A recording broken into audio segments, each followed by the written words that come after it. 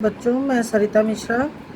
मैं पाकशास्त्र के बच्चों को सेकंड पेपर का थर्ड चैप्टर पढ़ा रही हूँ। पाकशास्त्र की शब्दावली, जिसको इंग्लिश में हम कुकरी टर्म्स कहते हैं। जिस प्रकार किसी देश की भाषा होती है, उसी प्रकार किसी विज्ञान की भाषा होती है। जैसे चिकित्सा शास्त्र, भौतिक शास्त्र, रसायन शास्त्र, जंतु विज्ञान, जीव विज्ञान आदि विषयों को समझने के लिए एक विशेष प्रकार की शब्दावली का प्रयोग किया जाता है। उस शब्द को बोलने से एक विशेष प्रकार के वाक्य का बोध होता है तथा किस कार्य के लिए अमुक शब्द का प्रयोग किया गया है आसानी से समझ में आ जाता है। ठीक उसी प्रकार पाकशास्त्र को समझने के लिए एक शब्दावली। पाकशास्त्र का विकास शास्त्र या विज्ञान के रूप में सर्वप्रथम पाश्चात्य देश में हुआ। अतः पाकशास्त्र के शब्द भी पाश्चात्य भाषा से ही लिया गया है।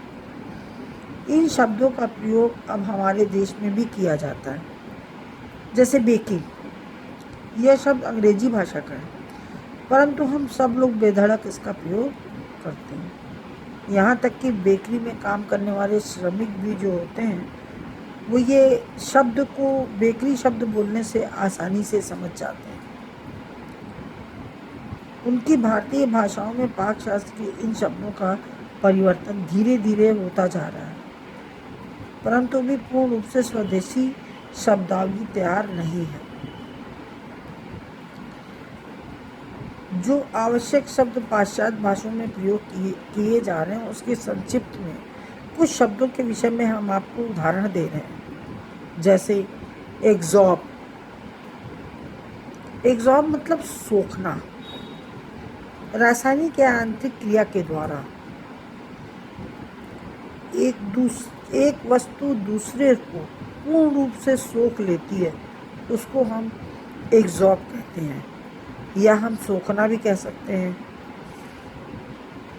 ये बच्चों, ये जो शब्दावली है, ये आपको टिप्पणी में आता है और केवल शब्दावली के नाम रहते हैं।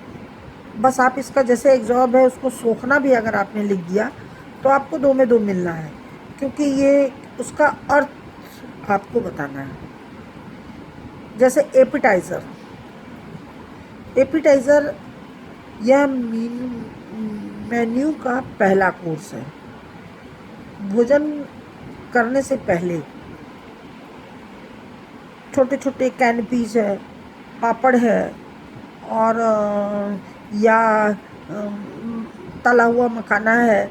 आप देखती हैं आजकल पार्टी में जाते हैं तो वो बैरा लेकर के घूमते रहते हैं, वो छोटे छोटे पीस। तो वो मेन्यू के, भोजन के पहले का पहला कोर्स होता है। सूप है, कॉफ़ी है, जूस है, कोल्ड ड्रिंक है, तो इसको हम एपिटाइज़र कहते हैं। और एक लाइन में इसका अर्थ है कि मेन्यू से पहले, भोजन से पहले जिस चीज़ को हम प्रयोग करते हैं खाने में, उसको एपिटाइज़र कहते हैं।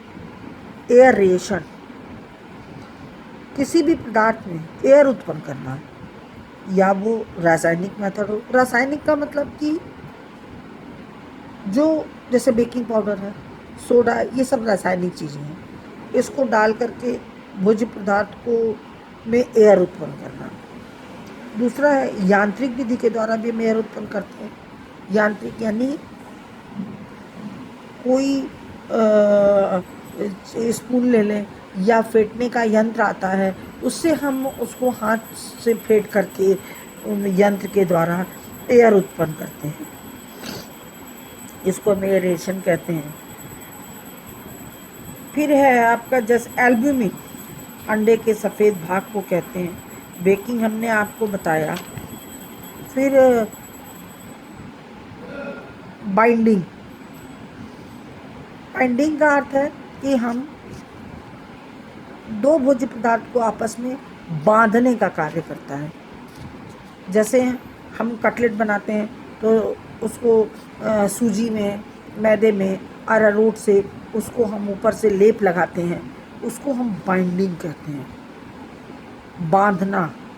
अगर आप बांधना भी लिखते हो तो भी सही है। बे, जब हम आटा सानते हैं तो एक बीच में तो हल्का सा गड्ढा बनाते हैं और उसमें पानी डालते हैं, उसके बाद वो बीच से आटा सानते हैं। जो वो गड्ढा होता है जिसमें हम पानी डालते हैं उसको हम बे कहते हैं। बुफे, बुफे जैसे सिस्टम है, हम लोग आजकल किसी पार्टीज़ में जाते हैं, ये तो मेज़ पे खाना लगा हुआ होता है और हम स्वयं उसको परोसते हैं और खाते हैं। जो ज़रूरत होती है खुद जा कर के लेते हैं, as a buffet system. Caramelise, caramelise चीनी का एक रूप है जिसको कि हम ब्राउन शुगर कहते हैं।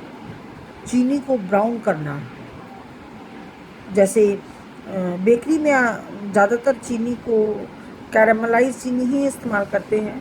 सूखी कढ़ाई में आप चीनी को डाल दीजिए और उसको धीमी आंच पे धीरे धीरे चलाते रहिए तो चीनी एकदम ब्राउन कलर का लिक्विड हो जाता है। उसमें हम केक पेस्ट्री में डालते हैं ब्राउन करने के लिए, उसको हम कैरामल कहते हैं। तो इस तरह से इमल्शन, दो घुलनशील पदार्थों को आपस में मिलाने को इमल्शन कहते हैं। तो इस तरह से जो है शब्द हैं जिनका आपको शब्द अर्थ याद करना पड़ेगा और ये बहुत सॉलिड नंबर देता है, 2-2 नंबर का। बस आपको एक एक लाइन लिखना है और आपको सॉलिड ये नंबर देगा। गार्निश, कुछ शब्द तो ऐसे होते हैं जैसे आप के चैप्टर में काफ़ी इन शब्दों का प्रयोग किया गया है तो वो इससे याद हो जाते हैं और कुछ आप लोगों को लिख करके उसका अर्थ याद करना पड़ेगा। आपके किताब जो हमेशा इस्तेमाल होने वाले शब्द हैं उन शब्दों पे हम निशान लगा के आपको दिखा देंगे। आप उन शब्दों को का अर्थ लिख करके, जैसे इंग्लिश में आप शब्द अर्थ याद करते हो वैसे उसको लिख करके उसका अर्थ याद कर लो। और इसमें कोई ऐसा लंबा नोट्स नहीं बनाना है, केवल शब्दार्थ ही याद करना है। गार्निश है, पके हुए भोज्य पदार्थ पर जो सर्व करने से पहले हम डेकोरेट करते हैं, जिसको हम सजाना कह सकते हैं। जैसे केक बनता है तो उसको क्रीम से सजाते हैं, सब्जी बना लेते हैं, धनिया डालते हैं। तो कोई भी भोज्य पदार्थ को देने से पहले उसको थोड़ा सा डेकोरेट करते हैं। गार्निश मतलब सजाना। मैरिनेट, मैरिनेट मसाला, तेल, सिरका, नींबू के रसों का मिश्रण। मैरिनेट, जैसे नॉनवेज बना रहे हैं उसको मैरिनेट करते हैं, उसमें मसाला है, नींबू है, मिला करके कुछ देर के लिए रख देते हैं। उसके बाद वो सॉफ्ट हो जाता है, मसाला नमक को एब्जॉर्ब कर लेता है, अच्छा बनता है। तो इसको हम मैरिनेट करते हैं।